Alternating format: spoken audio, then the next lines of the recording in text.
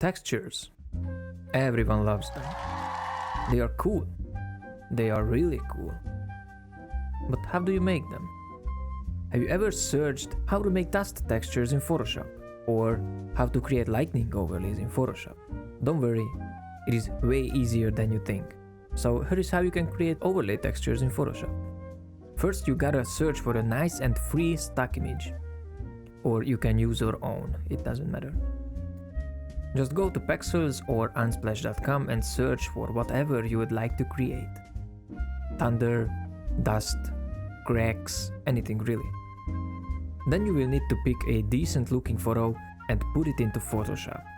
Now there are two things you need to do. Add a hue saturation layer above your image and set the saturation value to 0.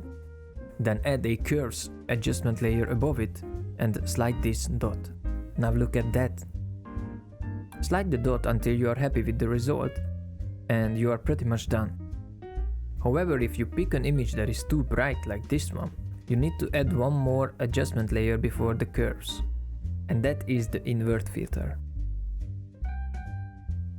Now you can save these individually or combine them together by grouping them and changing the blend mode to screen.